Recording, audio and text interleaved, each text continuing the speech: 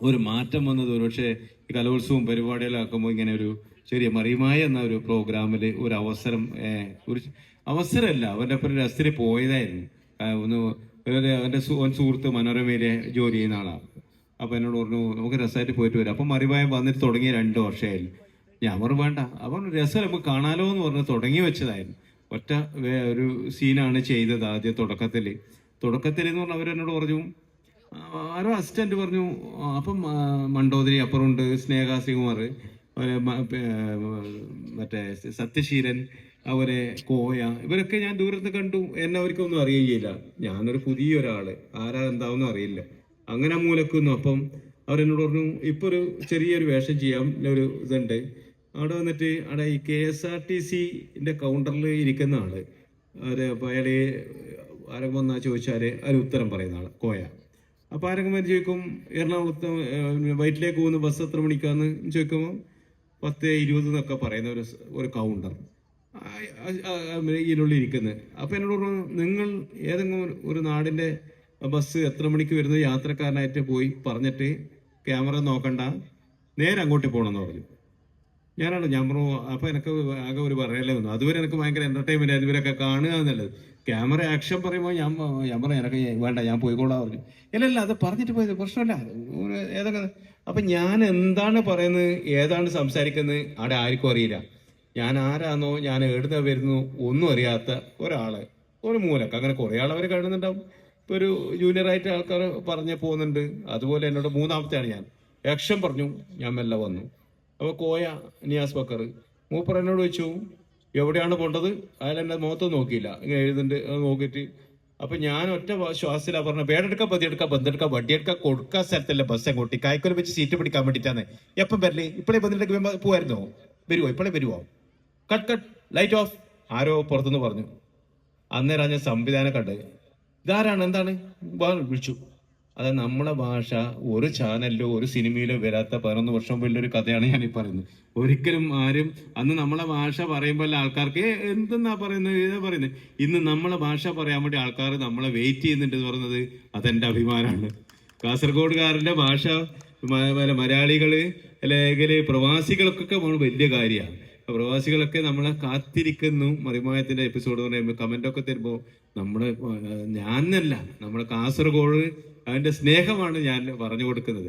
അപ്പം വേണ്ടാന്ന് പറഞ്ഞ് എന്നെ ഒഴിവാക്കി. പക്ഷേ നാട്ടിലൊരാൾ വിളിച്ചു, അല്ല അതൊരു പുതിയ ശൈലിയാണല്ലോ, അത് ആരും ഇതുവരെ പറയാത്തൊരു ശൈലിയില്ലേ, പറഞ്ഞോട്ടെ, വേണ്ടെങ്കിൽ നമുക്ക് കട്ട് ചെയ്തെടുക്കാന്ന് പറഞ്ഞു. ഞാൻ പറഞ്ഞു വേറെ രീതിയിൽ പറയാൻ പറ്റുമോ ചോദിച്ചു. ഞാൻ പറഞ്ഞു എൻ്റെ രീതിയാണ്, നമ്മളെ വേറെ ഒന്നും എന്ന് പറഞ്ഞു കൊടുത്ത. അങ്ങനെ അത് പറഞ്ഞു. അവിടെ ഞാൻ പോയി. പക്ഷെ അത് ഭയങ്കര ആൾക്കാർക്ക് പുതിയ രൂപം, പുതിയ ശൈലിയൊക്കെ ആയി. ആൾക്കാരൊക്കെ എന്നെ പിന്നെ വീണ്ടും അവര് വിളിക്കാൻ തുടങ്ങി. കുഞ്ഞു വേഷത്തിന് ഉണ്ണീനെ വിളിക്കണം എന്ന് പറയുമ്പോൾ മനോരമയിൽ തന്നെ മനോരമ വിളിച്ചു. മനോരമ തന്ന സ്നേഹമാണ് എൻ്റെ യാത്ര മുഴുവൻ. അങ്ങനെ ഉണ്ടല്ലോ, നമ്മുടെ എന്തെങ്കിലും അങ്ങനെ കുഞ്ഞു വേഷങ്ങൾ ചെയ്തു. നിങ്ങൾ കാണുന്ന പല തമാശകളും ഒരുപക്ഷെ സ്ക്രിപ്റ്റിലൊന്നും ഉണ്ടാവില്ല അല്ലെ.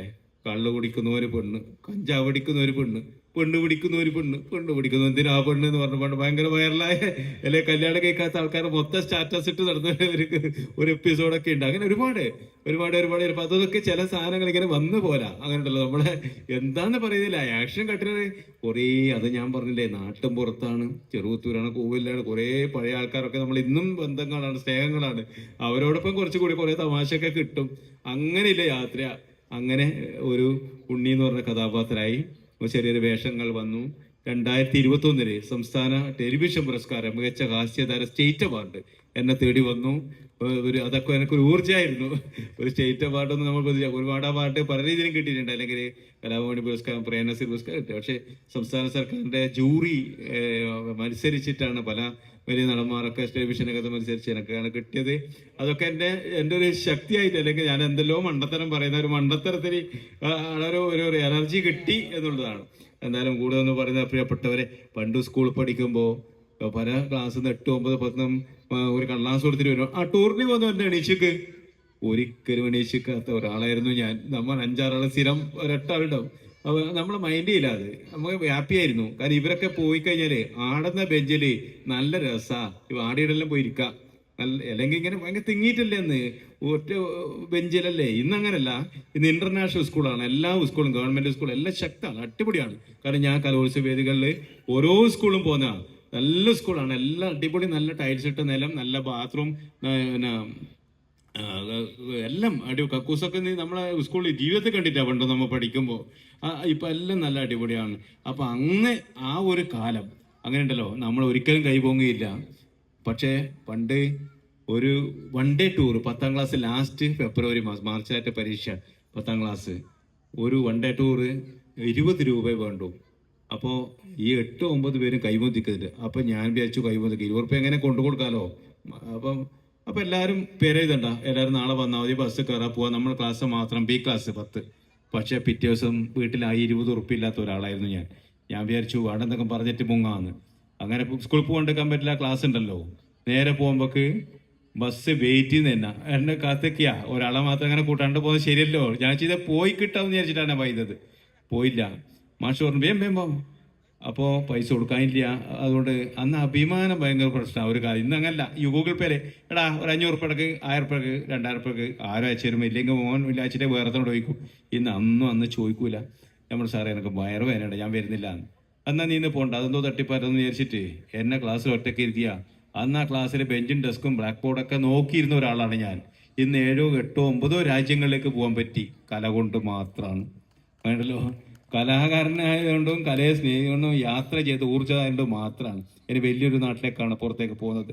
അന്നൊന്നും പോകാൻ പറ്റാത്ത ഒരു ഉണ്ണിയാണ്. അപ്പം അത് എല്ലാം കിട്ടിയത് എനിക്ക് നിങ്ങളെ പോലത്തെ ആൾക്കാരാണ്. നിങ്ങളാണ് നമ്മളെ സ്നേഹിക്കുന്നത്. അല്ലെങ്കിൽ എൻ്റെ നാട്, അല്ല എൻ്റെ ക്ലബ്ബ്, എൻ്റെ വായനശാല, അതിൻ്റെയൊക്കെ സജീവമായി ഇടപെടുന്നതുകൊണ്ടും ആ നാട്ടിലെല്ലാം ഇടപെടുന്നതുകൊണ്ടും മാത്രമാണ്. വേറെ എന്ത് ഊർജ്ജമാണ് എനിക്ക്. അപ്പം എല്ലാം അതാണ്, വേറെ അക്കാഡമിക് ഒന്നുമില്ല. എന്നാലും പ്രിയപ്പെട്ടവരെ, സ്നേഹം കൂടുതലൊന്നും പറയുന്നില്ല, പ്രസംഗിക്കാമെന്ന് അറിയുന്നില്ല. ഞാൻ നായകനായ ഒരു സിനിമ വരുന്നുണ്ട്, പുഷ്പാങ്കതൻ്റെ 1ാം സോപാനം, ജനുവരി 16-നാണ് ഞാനാണ് പ്രധാന വേഷം. വളരെ കുഞ്ഞു പടമാണ്. ഇപ്പം നിങ്ങൾ അഭിഹിതം കണ്ടിട്ടുണ്ടാവും, അതിന് വളരെ പ്രധാനപ്പെട്ട വേഷമാണ് അല്ലേ. അത് എല്ലാവരും ഭയങ്കര അഭിപ്രായം പറഞ്ഞിട്ടുണ്ട്. അതുപോലെ ഞാനിപ്പോൾ സ്വരാജ് പഞ്ഞാറുമുണ്ട് കൂടെ ഒരു മുഴുനീള വേഷം ചെയ്യാൻ വേണ്ടി പോകുന്നത്. ജനുവരി പുതിയ വർഷത്തിൽ അതെൻ്റെ ഏറ്റവും വലിയ ഒരു ഭയങ്കര രസമുള്ളൊരു കഥാപാത്രമാണ്. എന്തായാലും സിനിമയും മറിമായും നാടക പ്രവർത്തനവും നാട്ടമ്പുറവും ഒക്കെ ആയി അത്രയുന്ന ഒരാൾക്ക് തരുന്ന സ്നേഹത്തിന് പ്രിയപ്പെട്ടവരെ ഒരുപാട് നന്ദി, ഒരുപാട് സ്നേഹം. ഇതിന്റെ സംഘാടകരെല്ലാം ഗംഭീരാണ്, പൊളിയാണ് അല്ലേ. നമസ്കാരം. നമ്മൾ ഒരുപാട് സുഹൃത്തുക്കളുണ്ട്. ഗാനമേള ടീമിലൊക്കെ നമ്മുടെ ഏറ്റവും പ്രിയപ്പെട്ട ആൾക്കാരാണ്. അതുകൊണ്ടല്ലോ ഞാൻ അവരൊക്കെ കണ്ട് ഗാനമേള ഓർക്കസ്ട്ര എല്ലാം നമ്മൾ ഒരു കാലഘട്ടം യാത്ര ചെയ്തല്ലേ മനുഷ്യ സ്നേഹം. അപ്പൊ അടിപൊളിയായിരിക്കോട്ടെ പരിപാടിയൊക്കെ, ചോറാ എല്ലാം നല്ല. ഞാനിവിടെ വന്നോടെ മനസ്സിലാക്കിയത് ഭയങ്കര പ്രൊഫഷണലാ, അടിപൊളി. ആരാന്നൊക്കെ മനസ്സിലായി. സ്നേഹം ഗാനമേള അടിപൊളിയാക്കണം, ഇത് ആഘോഷാക്കണം.